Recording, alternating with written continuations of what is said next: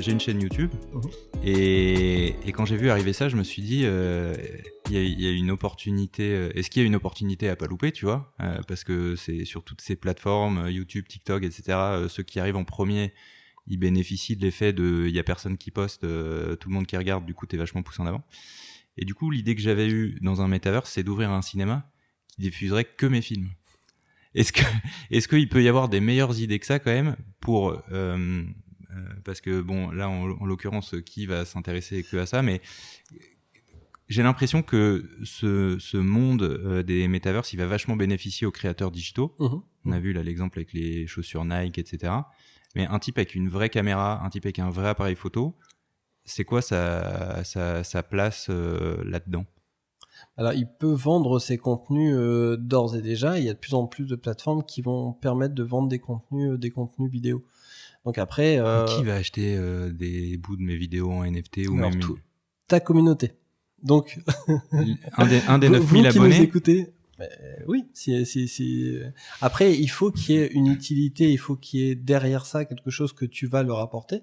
Okay. D'accord. Si demain tu leur dis bon ben voilà, moi mon projet c'est de pouvoir faire ce film sur je sais pas un sujet qui tient à cœur, qui est la condition de vie ou des conditions de travail peut-être compliquées liées au milieu maritime par exemple, pour prendre des sujets que tu avais traités, et que derrière toi tu as une communauté qui dit bah oui effectivement c'est important, et ben ils vont peut-être pouvoir t'apporter des fonds, soit pour l'acheter ou soit pour financer son développement. Okay. D'accord. Et c'est dans ce sens-là que tu parviendras à faire quelque chose. Alors après, il faut que ce soit intéressant pour les gens et que ça rencontre un succès, mais ça sera pas lié à la blockchain. Ce que va permettre la blockchain, c'est que les gens puissent soit le financer ou soit l'acheter directement, okay. de gré à gré, en cash, c'est-à-dire en limitant un nombre d'intermédiaires qui aujourd'hui prennent de la valeur. Ok.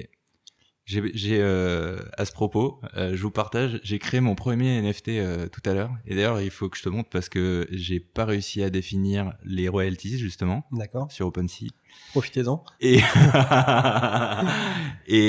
et en fait, il s'avère que j'ai fait tomber un pot de café sur ma table. D'accord. Et ça a fait un truc magnifique. Okay. Et j'ai dit justement à mon pote avec qui on a ce podcast, il faut que j'en fasse un NFT. Donc j'ai pris une photo de la tâche. J'ai créé mon NFT dans la foulée. Ça m'a coûté $50, ça je m'y attendais pas. La première fois que tu crées une NFT, ils te prennent un gas fee. Donc voilà. Et en revanche, du coup, tu parlais d'utilité. J'ai écrit dans la description du NFT, donc ça s'appelle le café de Chabot, et que ça donne droit à un café avec moi une fois par an. Au détenteur du NFT. Et là, je me suis dit, tiens, là, ça a du sens, je sais pas qui en voudra. Et je l'ai mis à 1 euro, donc 0,0004 Ether.